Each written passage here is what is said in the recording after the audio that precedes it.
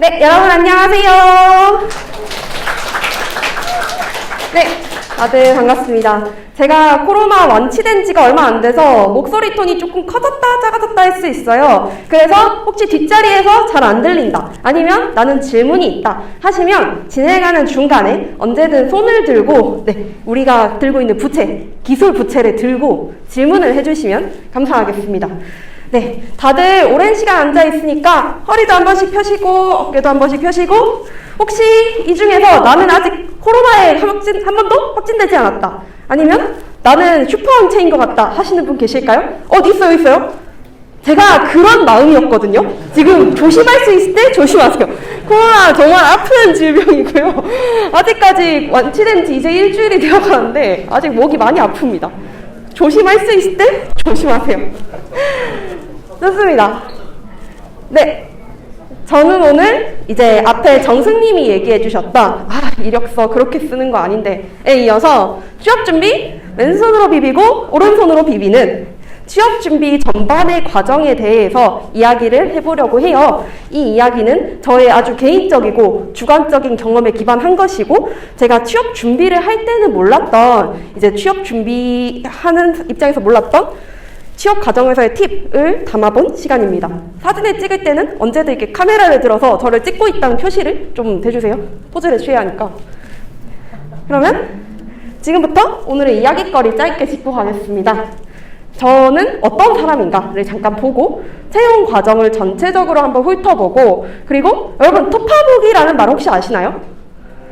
네, 토파보기를 이제 애플에서 발견해낸 순 우리말로 이제 아주 샅샅이 들여다본다라는 순 우리말이에요. 그래서 iOS 개발하는 사람들 사이에서는 토파보기 하면은 하고 한 번씩 미소 짓게 되는 단어라 한번 언급해봤고요. 그래서 채용 과정을 한번 쭉 훑어본 후에 한 단계씩 상세하게 토파보고, 그리고 코딩 테스트 준비와 기술 인성 면접 준비 관점에서 무엇을 준비하면 좋은가, 이 테스트를 하는 이유는 무엇인가에 대해서 얘기를 하고 마지막으로 Q&A를 하면서 마무리를 하려고 해요.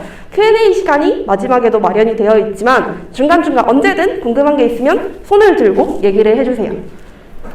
네, 그러면 제 소개를 잠깐 하고 가겠습니다. 저는 아까 우리 MC님께서 잘 소개해 주셨듯 한글 이름은 김예빈, 그리고 커뮤니티에서는 비비 또는 무만이로 활동을 하고 있고요. 저는 융합 전공, 요즘 한참 뜨는 전공이죠. 융합 전공을 해서 사실 전공생이라 보기엔 조금 애매하고 전공생이 아니라 보기에도 조금 애매해서 반전공자라고 부르고 있습니다. 반전공자 입장에서 취업 준비를 했고요. 그리고 제가 2019년 상반기에 8월에 이제 졸업을 해서 그 졸업한 당일부터 취업 준비를 시작을 했고요. 그 해에 이제 iOS 직무의 인턴십에 공채로 합격을 해서 이제 카카오라는 회사에서 일을 시작했고요. 그 다음 해에 정규직으로 전환을 해서 일을 한참 하다가 작년부터 이제 iOS 커리어 스타터 캠프에서 리뷰어 활동을 하면서 좀 본격적으로 멘토링 아니면 코드 리뷰, 이렇게 저의 지식을 다른 사람들에게 나누어주는 활동을 시작을 했어요. 그리고 그 경험이 너무 좋아서 올해 초에 이제 개발자 아카데미의 테크 멘토로 이직을 해서 사실 지금은 현업 개발자보다는 멘토로서 일을 하고 있고요. 그래서 저를 이제 검색을 해보시면 이제 iOS 직무 인턴십을 했던 후기, 그리고 부끄럽지만 브이로그가 나옵니다. 제가 부끄러우니까 지금 트시면 안 돼요. 이따 집에 가서 조용히 찾아보실 수 있으면 좋겠습니다. 네, 그럼 저 소개를 짧게 살펴봤고요. 자, 취업 준비입니다. 취업을 준비한다. 그러면 무엇을 준비한다는 뜻일까요? 취업을 준비하려면 무엇을 해야 할까요? 저는 그 첫 번째 단계가 회사의 채용 프로세스를 이해하는 거라고 생각해요. 우리가 이제 어떤 입시를 준비하거나 아니면 특정 시험을 준비할 때도 이 시험이 어떤 목적으로 이루어지고, 그래서 어떤 평가 항목들을 가지고 있고 항목별로 무엇을 중요하게 보고자 하는가, 이런 프로세스 이해가 시험 준비의 첫 단계잖아요. 그래서 이런 취업 준비를 할 때도 무작정 이력서 쓴다, 무작정 코딩 테스트 시작한다가 아니라 채용 프로세스는 어떤 과정들이 있고 무엇을 평가하고자 하는가, 이 과정을 아는 게 첫 번째 단계라고 생각을 해요. 그래서 저는 이 채용 프로세스를 이해하기 위해서 이 발표 슬라이드를 준비를 해봤고요. 채용 과정을 크게 훑어보자면 이렇게 두 가지 유형이 있다고 생각해요. 대표 유형으로 이제 공개 채용, 줄여서 공채라고 부르는 단계가 있고요. 그리고 상시 채용이라는 단계가 있어요. 각 단계를 좀 상세히 살펴보자면 공채는 이제 대규모로 신입 또는 경력직을 뽑기 위해서 하는 채용이에요. 그래서 공채 시기라고 할 만한 암묵적인 시기가 있어요. 주로 상반기에 한 번, 하반기에 한 번. 지금은 공채가 새로 열리거나 아니면 진행의 중반 단계쯤인 하반기 공채의 중반 단계 시즌쯤 돼요. 그래서 그 공채는 공채 시기에 진행될 확률이 높은 대규모 모집이고요. 공채는 대체로 뽑으면 어떤 팀으로 갈지가 나중에 정해져요. 그래서 일단은 대규모로 사람을 뽑아놓고 뭐 교육을 통해 특정 팀으로 보내거나 아니면 뽑힌 사람을 대상으로 어떤 팀으로 갈지 물어봄으로써 어떤 팀으로 갈지가 추후 정해진다는 특징이 있고요. 물론 절대적인 특징은 아닙니다. 어떤 회사는 팀을 미리 정해놓고 공채를 뽑기도 해요. 그리고 어떤 팀으로 갈지 나중에 정해진다는 뜻은 이 사람이 어느 팀에 가도 1인분을 할 수 있을 정도의 공통적인 역량을 가졌으면 좋겠다. 그래서 개발자의 공통적인 역량은 컴퓨터 사이언스, CS직이라고 해요. 그래서 내가 공채를 준비한다 라고 하면은 뭐 iOS, 안드로이드, 웹 서버 등 특정 직무의 지식보다도 일반적인 CS를 아주 중요시 본다라는 특징이 있고요. 대비하는 채용은 아니지만 상시 채용을 상대적으로 살펴보자면 상시 채용은 언제든 열릴 수 있는 채용이에요. 그래서 팀에 자리가 생겼다, 결혼이 생겼다, 아니면 우리 팀이 규모가 커져서 인원을 좀 늘리고자 한다 라고 할 때 그때그때 진행하는 모집이라고 볼 수 있고, 그래서 이 팀에 자리가 언제 생길지 모르잖아요. 그래서 채용이 언제 열릴지 알 수 없어요. 추후 채용이 진행될지도 알 수 없고 이 채용이 언제부터 언제까지 열려 있을지도 보장할 수가 없어요. 그리고 어떤 팀으로 갈지가 대체로 정해져 있어요. 왜냐하면 우리 팀에 빈자리가 생겨서 우리 팀에 필요한 기술 스택을 기본 조건 또는 우대 조건으로 뽑는 채용이기 때문에 어떤 팀으로 갈지가 정해져 있고요. 그리고 그 팀에서 당장 합류해서 일을 해야 하기 때문에 특수한 지식을 요구한다라고 정의를 해봤어요. 그래서 컴퓨터 사이언스는 기반이 되지만 팀에서 요구하는 역량을 필요로 하기 때문에 좀 더 이제 컴퓨터 사이언스의 비중이 상대적으로 낮아진다 라고 해서 이렇게 나란히 써봤고요. 이 채용 과정을 두 가지를 나눠서 볼 건 아니고 대체로 채용 프로세스는 같아요. 그래서 전체적으로 이렇게 네 가지 단계를 가진다 라고 살펴봤는데요. 물론 여기 서류 코딩 테스트 1차 면접, 2차 면접의 단계가 절대적인 것은 아닙니다. 이 중간에 과제가 있을 수도 있고 없을 수도 있습니다. 코딩 테스트 대신 과제를 볼 수도 있고요. 과제 대신 코딩 테스트를 볼 수도 있고요. 둘 다 없을 수도 있습니다. 그리고 면접도 한 번만 볼 수도 있고 뭐 여러 번 볼 수도 있어요. 그래서 절대적인 과정은 아니지만 저는 각각 이 네 가지 서류, 코딩 테스트, 1차 면접, 2차 면접의 과정을 기반으로 얘기를 해보려고 하고요. 각 단계에서 필요로 하는 것을 좀 더 살펴보자면 서류는 이제 기본적으로 자기소개서를 냅니다. 앞에 정승님이 발표를 해주셨듯 면접에서 어떤 것을 질문해야 할지, 이 사람이 어떤 사람인지 아주 기본적인 정보를 알 수 있는 자기소개서를 필요로 하고요. 그리고 뭐 학력사항이라고 해서 뭐 학점, 전공 이런 걸 본다 이런 게 전혀 아니고요. 어떤 교육을 받아봤는가, 내가 이 사람을 면접 자리에 봐서 무엇을 물어보면 될까, 이런 거를 필요로 하기 때문에 학력사항이 들어가고요. 뭐 자격증이나 어학 정보 받지만 이게 들어가야 한다는 뜻이 아닙니다. 그냥 정보가 있으면 쓸 수 있다 라는 단계고요. 자격증과 어학도 나중에 언급을 하겠지만 그렇게 중요하지 않습니다. 그리고 코딩 테스트는 이제 알고리즘 문제를 풀이하는 단계라고 볼 수도 있고요. 그래서 이제 문자열, 이진 탐색, 뭐 Q 스택 아니면은 뭐 깊이 탐색, 너비 탐색 등 이런 알고리즘 아니면 자료 구조에 대해서 물어보는 단계입니다. 그리고 1차 면접은 기술 면접이라고 정의를 했어요. 그래서 컴퓨터 사이언스 지식에 대해 질의응답을 하거나 아니면 지원한 직무에 대해서 iOS면 iOS, 서버면 서버 그 특수한 지식에 대해서 질의응답을 하는 시간이고요. 때에 따라서 라이브 코딩을 하기도 합니다. 라이브 코딩을 한다는 건 이제 즉석으로 이제 문제를 줘놓고 1부터 20까지 가장 효율적으로 정렬하기 위한 알고리즘을 짜보세요 라던가 아니면 즉석에서 이제 이 요구사항에 맞는 앱을 한번 개발해보세요 라고 해서 라이브 코딩을 하기도 하고요. 그리고 2차 면접은 인성면접이라고 하는데요. 인성면접 하면 막 인성면접 떨어졌어. 너 인성 안 좋은 거 아니야? 이런 말 하잖아요.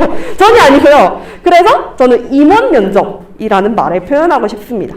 이 사람이 기술은 이미 검증이 됐고 그 다음 이제 우리 회사의 컬처핏에 얼마나 맞는가 이런 걸 보기 위해 임원들과 한번 만나는 자리라고 볼 수 있고요.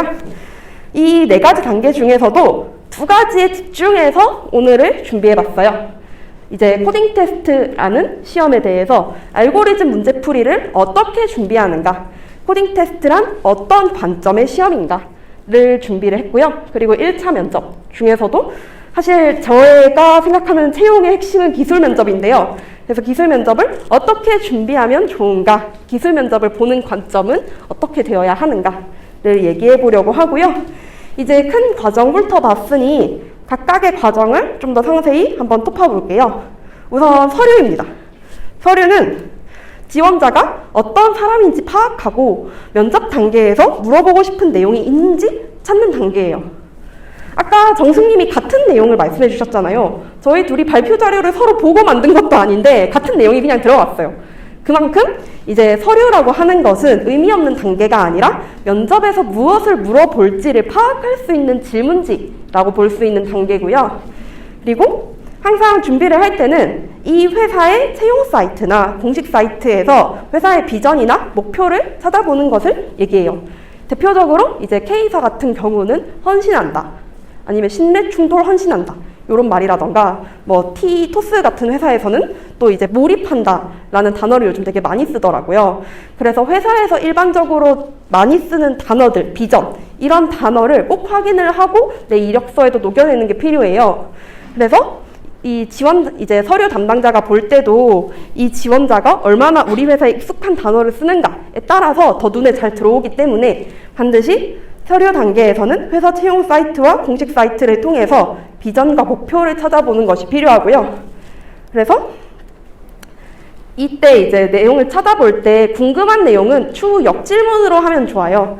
예를 들어서 회사에서 이제 개발 블로그를 보니까 일주일에 한 번씩 뭐 테크 컨퍼런스를 가지더라고요. 그 테크 컨퍼런스에 사람들이 어떻게 참여하나요? 얼마나 참여하나요? 이런 질문을 통해서 회사의 개발 문화가 어떤지도 정보도 얻고 또 그만큼 내가 이 회사에 관심이 있다를 나타낼 수 있기 때문에 서류 단계에서는 반드시 회사 채용 사이트와 아니면 공식 사이트를 보는 것을 추천해 드리고요. 그리고 저도 이것을 정말 중요하게 생각해요. 재활용 가능한 이력서는 안 된다. 이 이력서를 딱 봤을 때 그냥 이 이력서 파일 그대로 다른 회사에 낼 수 있을 것 같다 라고 생각하면 일단 1년 심사 탈락이에요. 그래서 우리 회사에 지원하기 위해서 많이 시간을 들이고 애정을 들인 이력서를 내는 게 서류 담당자 입장에서는 더 뽑고 싶은 이력서라고 볼 수 있고요. 그래서 내가 이 이력서를 그냥 모든 회사에 이렇게 캐스팅 던져버리는 이력서는 좋지 못하다 라고 생각을 했습니다. 그리고 이력서를 쓸 때는 항상 너무 많은 이야기를 담기보다는 나만의 캐릭터를 잡고 한 가지 이야기를 깊게 하는 게 필요하다고 생각해요. 요거는 이제 개발자뿐만 아니라 모든 직군에 해당하는 내용일 것 같은데요.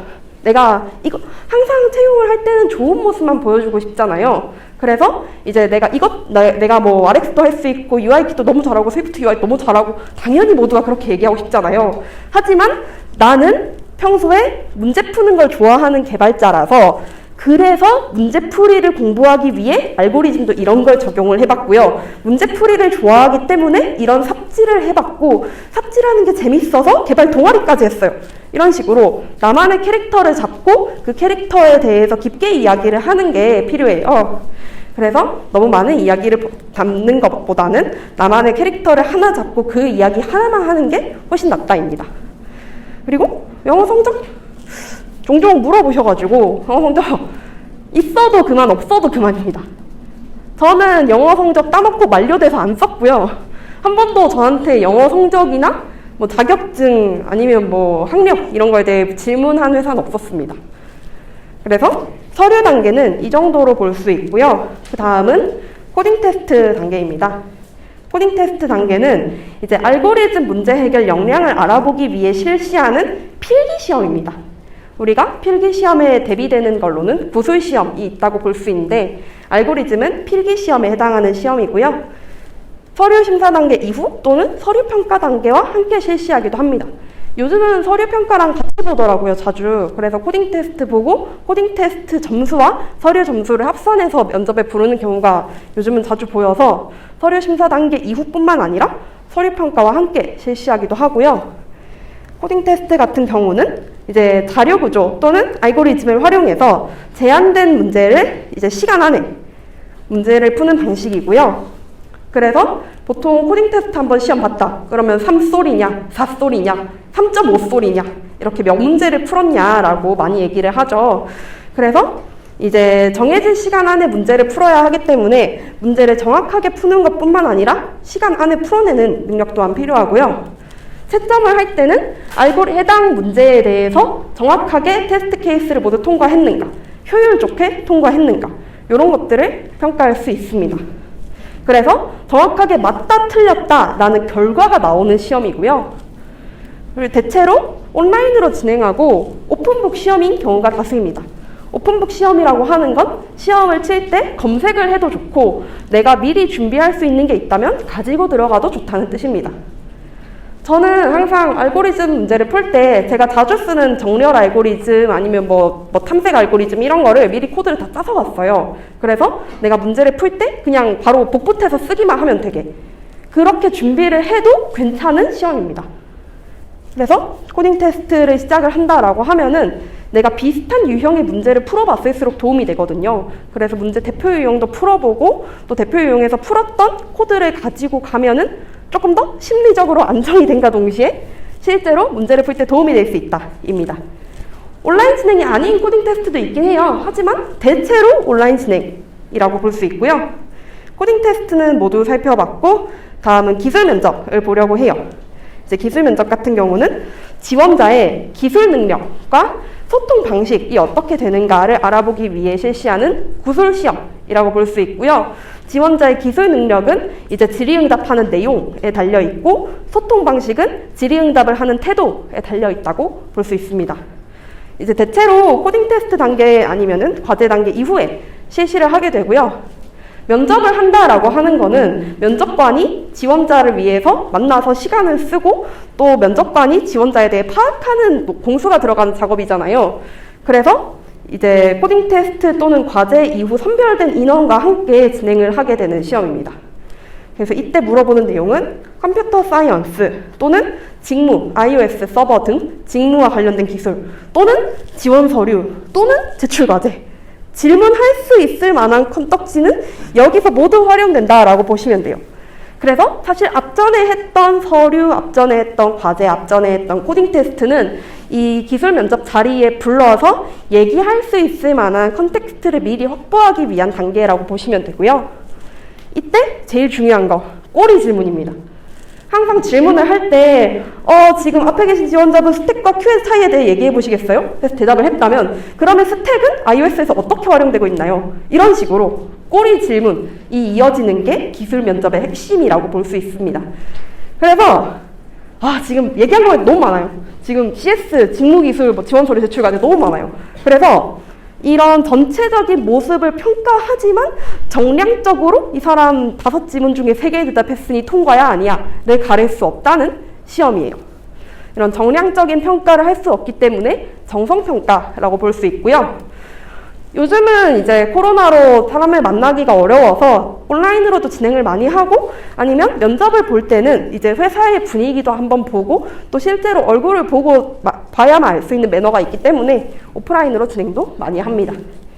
그래서 기술 면접 때는 이런 과정들을 거친다라고 볼 수 있고요. 다음은 인성 면접, 임원 면접 단계입니다.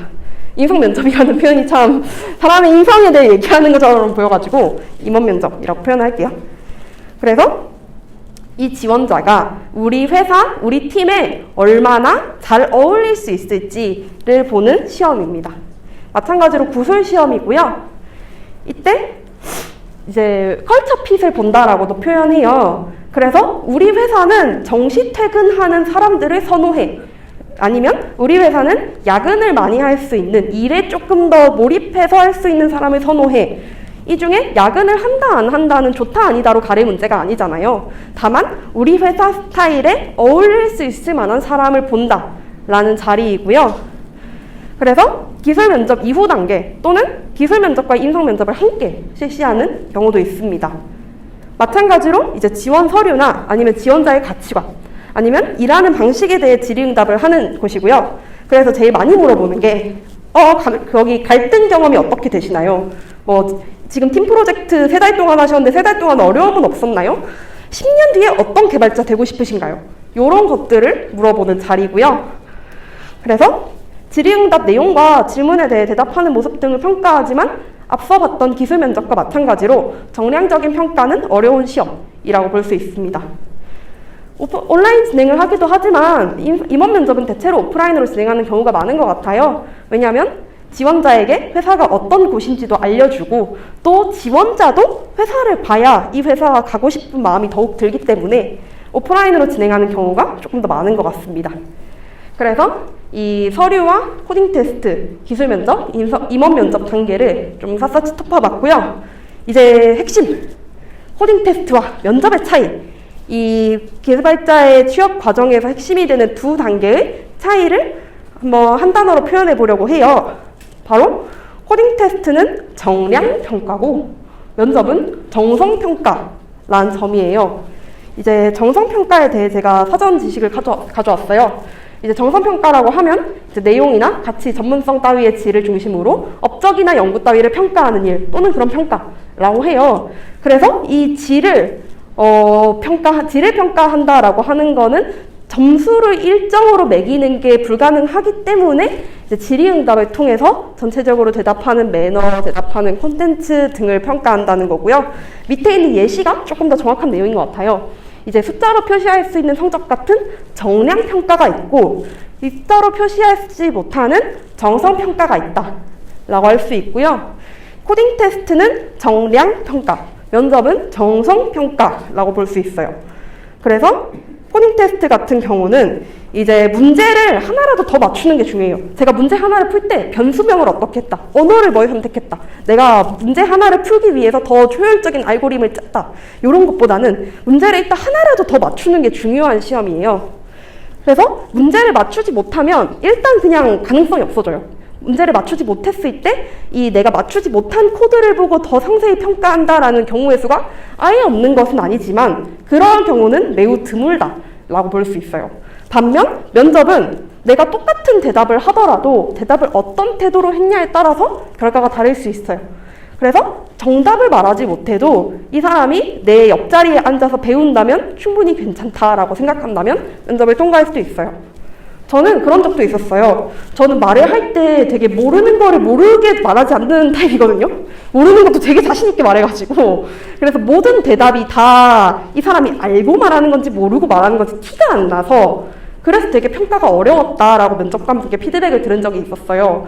그래서 대답을 하는 매너가 참 중요한 자리라고 볼 수 있고요. 제가 이 자리에서 지금 Q와 스택의 차이에 대해 물어봤을 때 대답은 잘 못하지만 이거를 충분히 알아가고 공부할 수 있을 만한 역량이 되어 있다 라고 하면은 통과를 할 수 있는 시험이에요. 그래서 문제를 하나라도 더 맞추는 게 중요한 시험, 코딩 테스트가 있고 어쨌든 내가 대답을 하는 매너가 중요한 면접이 있습니다. 그래서 이 코딩 테스트와 면접을 준비할 때 코딩 테스트는 일정 수준 이상이 되면은 이제 그 수준 이상에서의 평가는 그렇게 유의미하지 않은 시험이에요. 코딩 테스트가 위에서부터 순서대로 줄을 세웠을 때 20등까지가 통과라고 본다면 코딩 테스트 1등과 코딩 테스트 20등에 유의미한 차이가 있지 않아요. 하지만 면접은 이 앞에서부터 줄을 세웠을 때 더 우리 팀에 잘 맞을 것 같은 사람을 보는 시험이기 때문에 이제 일정 수준만 넘으면 되는 코딩 테스트와 잘하면 잘할수록 좋은 면접이라는 차이를 알고 가는 게 중요하다고 생각해요. 요즘 이제 코딩 테스트 준비하는 분들이 정말 많아지고 있다라고 생각을 하는데요. 코딩 테스트가 저는 준비를 하기에 혼자 하기 쉬운 시험이라 생각해요. 왜냐하면 면접 같은 경우는 앞에서 질문해주는 사람도 필요하고 내용을 선별해줄 사람도 있어야 하잖아요. 하지만 코딩 테스트는 정해진 문제를 풀기만 하면 되니까 되게 준비하기가 쉬운 시험이라고 생각해요. 그래서 이제 면접 준비가 어려우니까 상대적으로 코딩 테스트 먼저 준비한다 라는 걸 굉장히 많이 봤는데, 실제로 정량평가와 정성평가를 놓고 봤을 때 준비의 시간을 더 많이 들일수록 이득인 쪽은 면접이에요. 그래서 공부하기 상대적으로 쉬운 코딩 테스트보다는 면접을 공부하는 시간을 더 늘리는 게 필요하지 않은가 라는 저의 아주 개인적이고 주관적인 생각이 있습니다. 네, 그러면 이제 코딩 테스트 준비하는 과정을 한번 살펴보려고 하는데요. 이제 정말 중요하게 얘기한 게 있어요. 공부 방법은 사바사케바케이기 때문에 누구는 이제 강의를 보고 공부하는 걸 굉장히 좋아하고, 누구는 책을 보고 공부하는 걸 좋아하고, 누구는 일단 문제를 푸는 걸 좋아해요. 그래서 나에게 잘 맞는 공부 방법을 택하시는 게 중요하다고 말씀드리고 싶고요.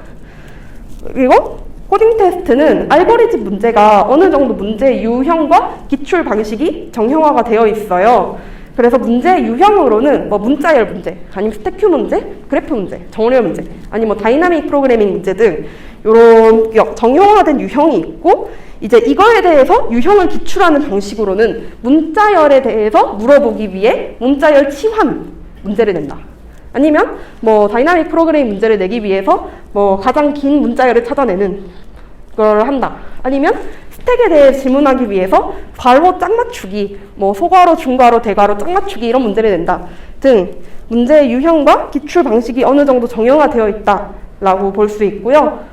제가 그 알고리즘 문제에 대해서 얘기를 할 때는 수능 수학의 비유를 많이 해요. 수능 수학도 물어보는 항목과 유형과 그 유형에 대해서 대표 문제들이 있잖아요.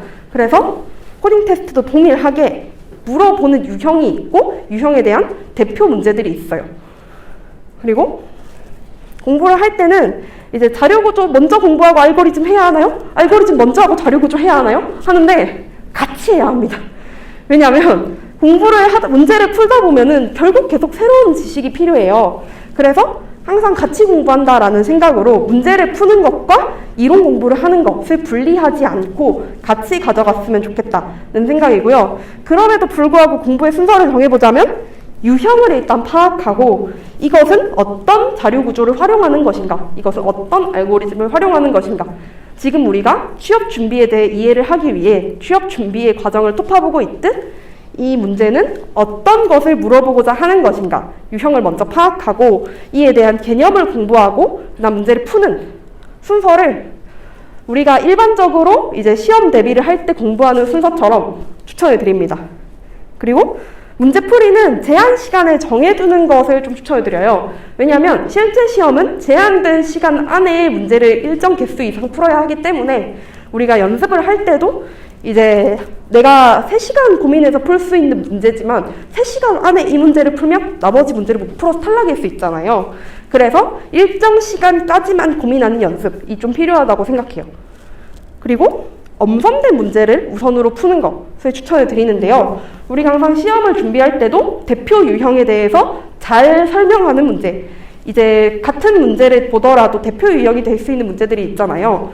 그래서 엄선된 문제를 우선으로 푸는 것을 추천해 드리는데요. 그래서 엄선된 문제가 무엇이냐? 이런 애들이 있습니다.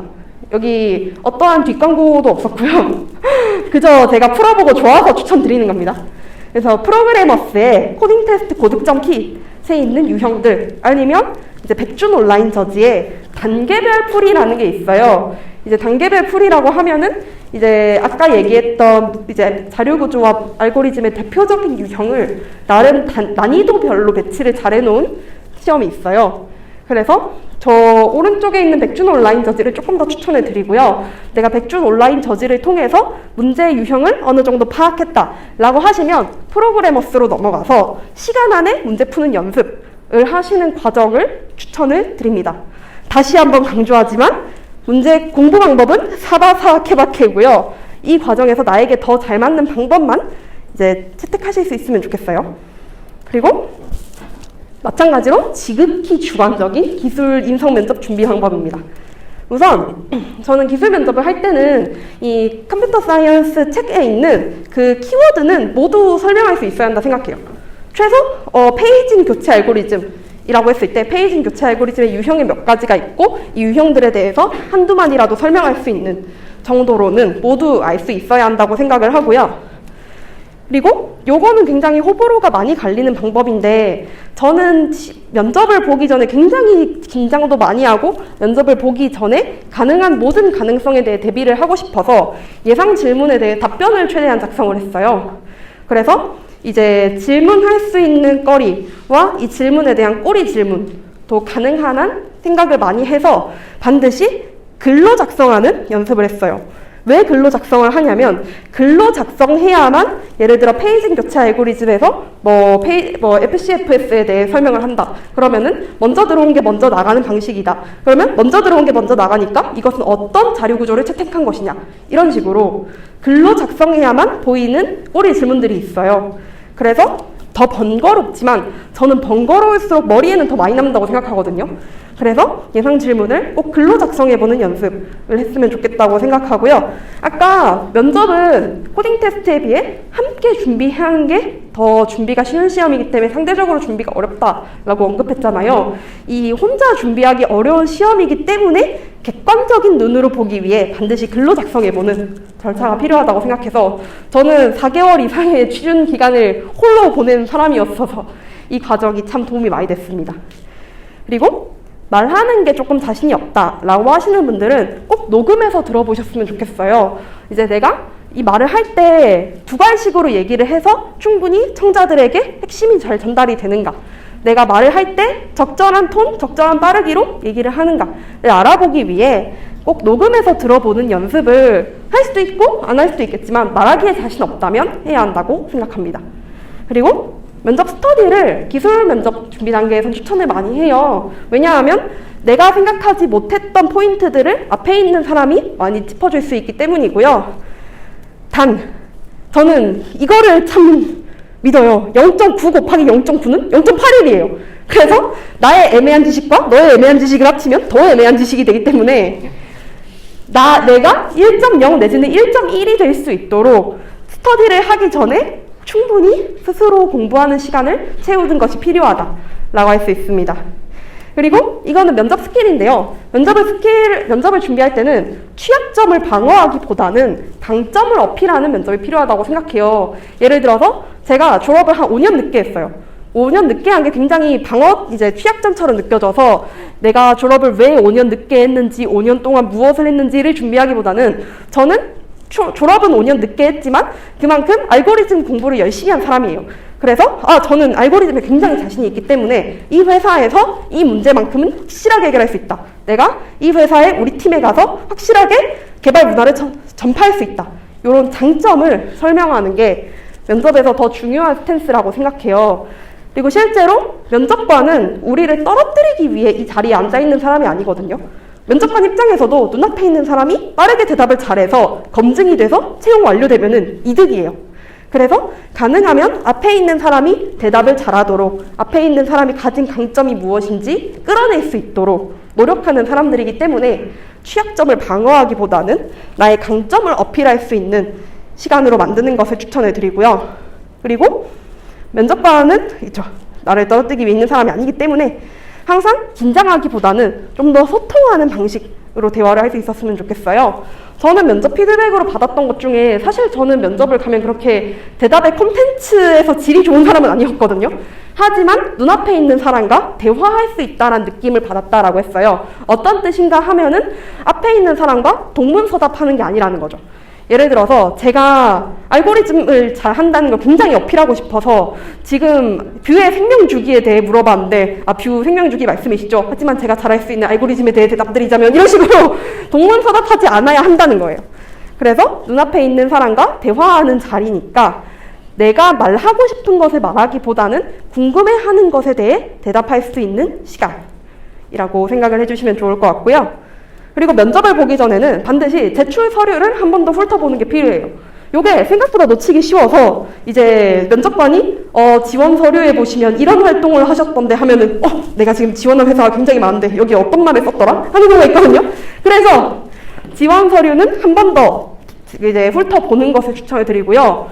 그리고 가능하다면 코딩 테스트나 과제가 있었다면 이 코딩 테스트나 과제도 최대한 적어두는 것을 추천해요.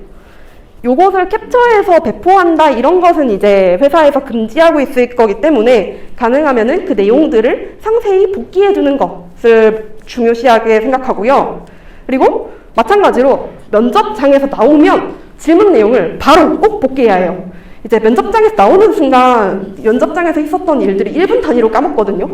그래서 정말 복기하기 힘들지만 그럼에도 불구하고 면접장에서 나오자마자 어떤 질문들이 있었고 어떤 대답을 했는가를 꼭 복기하는 게 필요하고요. 저는 복기할 때 어떤 역질문을 했는가도 썼어요. 역질문이라고 하면은 이제 면접관이 지원자에게 궁금한 것은 없냐, 회사에 궁금한 것이 없냐 이렇게 물어보는 질문이라고 해요. 그래서 이제 역질문을 어떤 걸 했는지도 꼭 적어뒀었고요. 역질문 할 때 가능하면은 이 면접이라는 거는 면접관이 지원자를 보는 시간이기도 하지만 지원자가 회사를 보는 시간이기도 하거든요. 개발자 인력 구하기가 되게 어려워요. 그래서 회사는 지원자의 마음에 들기 위해 굉장히 노력을 하고 있거든요. 그래서 잘 보이려고 노력할 거고 우리 회사의 장점을 어필하고 싶어서 굉장히 안달이 나 있어요. 그러니 지원자도 회사를 고르는 사람이다 라고 생각하고 일방적으로 평가당하는 게 아니라는 것을 꼭 말씀드리고 싶었어요. 네, 그러면 지금 약 25분 정도 흘러가고 있는데요. 질문 받고 마무리하도록 하겠습니다.